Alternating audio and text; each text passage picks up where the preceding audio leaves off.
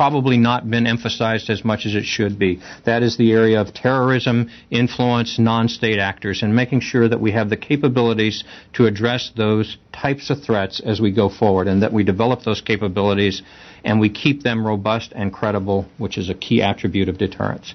And with that, I'll ask my colleagues to join me. They'll take all of the questions. Thank you.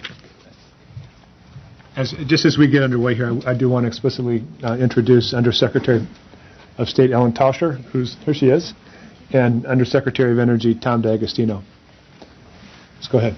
Could you walk us through a little bit the changes that are going to be made to allow the President more time to make a decision on a nuclear strike? And also, in the report, it talks a lot about the lack of transparency on China's nuclear programs. Could you elaborate a bit about what specifically China is not being transparent enough about when it comes to its programs? Okay, I'll start with the command and control side of the equation. Again, it's a study to look for those types of capabilities. But if we have sensors, modern sensors, the type that we're capable of employing today, the type that in many cases are associated with missile defense today, we can know sooner that weapons are being postured for launch, that weapons actually have been launched, where they're going precisely. And what we're trying to do is increase the understanding both of the knowns, and then the one that's most difficult is a better understanding of intent. Was this one weapon? Was it a flush of a large number of weapons? Were other forces postured at the same time? Are there other objectives? But having both the sensors and the command and control to ensure that the President, in our case, has the maximum amount of knowledge necessary to make a decision, and that decision is not artificially rushed because of a lack of information that could have been obtained.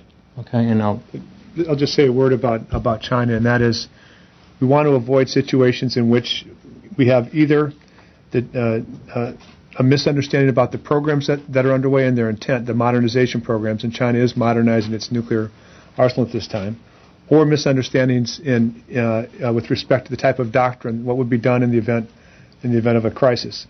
So we'd like to have conversations both about where the capabilities are going over time and what is the Chinese thinking about the purpose of these capabilities as well. Yes. Hi. Thank you. Mary Beth Sheridan from the Washington Post. The nuclear posture review talks about reducing the role and the numbers of weapons, but I didn't see much about the numbers of weapons other than the START figures, which a lot of people consider fairly modest. So where do you see the reduction in numbers? Yeah, I think it was actually addressed a little bit in the last chart. What we are looking, I'll invite Ellen to come in if you'd like to, but what we're looking to do is after ratification and entry into force of the new START treaty, then engage with Russia in a follow-on discussion that would address the full range of nuclear weapons, strategic and non-strategic, deployed and non-deployed. After this treaty, we'll still have the vast majority of the nuclear weapons in the world, and we think it's appropriate to take that step next. Yes. General Cartwright, my question is for you. What is the uniform military's view after all of this about no new nuclear warhead, no replacement nuclear warhead? Are you concerned that the door has been shut too much on that? And could you just review this concept of ocean targeting for us? What is exactly involved in that? First on the no new and the caveats associated with replacement. No, don't feel constrained in the least, really. I think we have more than enough capacity and capability for any threat that we see today or might emerge in the foreseeable future. The capabilities that have been brought on board with our missile defenses and other general purpose forces have been pretty substantial. The capabilities that we have in our existing nuclear fleet are more than adequate for the threats that we know of and that we believe we could face. So both for myself as a previous commander at STRATCOM and also for General Chilton, we both feel very comfortable with these numbers and with these descriptions of reuse, replace, refurbishment, so to speak. So we're very comfortable there. The second part, ocean targeting. It is to say that for a weapon that has a target associated with it that is on alert, there is a specific target. That target is the ocean. It is the center of the ocean. We have specific areas that we keep available for that type of work. And that is done to ensure, God forbid, that if there were an inadvertent launch, that the guidance systems would take you to a known place, and that known place would not be inhabited. We do everything possible to ensure that never occurs, but when we did the work associated with taking the bombers off of alert, this was another activity that we undertook to ensure both that the weapons themselves were not artificially targeted on something without a scenario and without a set of circumstances to be associated with why they were targeted there, and that no mistakes or errors in a launch system could put them in a place where we wouldn't want them to be. Land and sea-based. That's correct. That's correct. Question for Secretary Tasha. Yes, go ahead. Ellen? Yes. Madam Secretary, given your just completed experience with the Russians in Geneva, which you may still be recovering from for all I know. I'm fully recovered. What's your sense of their inclination to engage in broader, deeper nuclear negotiations in the near term or even in the distant future? Well, I think both of us have to get our teams back, get them some rest. There was a heavy investment on both sides. From the interagency team, we had approximately 50 people in Geneva for many, many months, and the Russians, led by their ambassador Antonov, had the same kind of interagency team, away from home, away from family, and these are the key experts in our case, certainly that have the most experience either in the previous START, but now have the pedigree of the new START agreement. So, we have a ratification process that's very important. We need to have those teams, both in the United States and Russia, work on that. But I will say that this administration took advantage of the reset in two ways. First was to move forward on the negotiations for the new START agreement, but also to improve the relationship.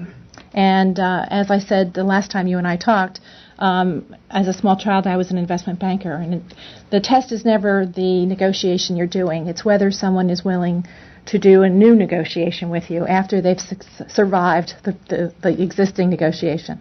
And what I can say is that I'm very impressed by the Russian willingness to, in the post-ratification time, talk about new reductions and new things. We have a very large agenda.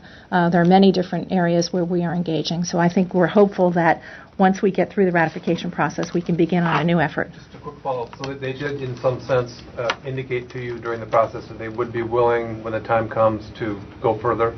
We understand our responsibilities, not only as NPT depositories, but also the holders of the most nuclear weapons in the world. We know that this is a path and a journey. We are not near the end. We still hold more than 90% of the weapons. So I think it's clear to everyone that there will be future engagement, but through the ratification process. Thank you. General, we've got a question. I'm sorry. Let me just get one question at the back, the woman in the back. Do you expect any pushback from Congress on the NPR and also on the ratification of the new START agreement based on what the NPR is laying out here?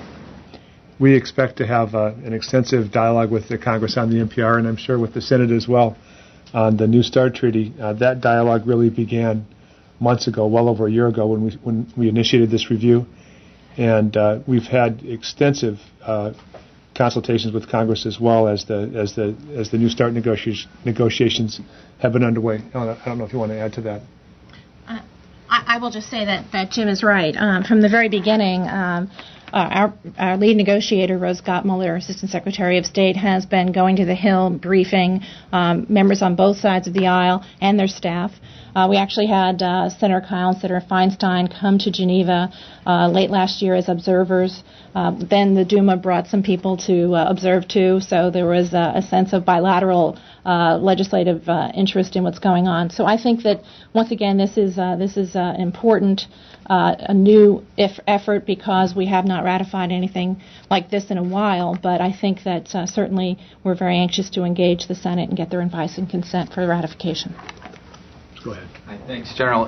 In an October 2008 speech, Secretary Gates said, there's absolutely no way we can maintain a credible deterrent and reduce the number of weapons in our stockpile without either resorting to testing our stockpile or pursuing a modernization program. So this report says there will be no testing. What's changed here?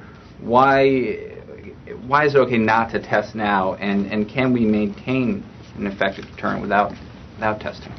Well, I always agree with my boss, but the context here is one of that for the foreseeable future.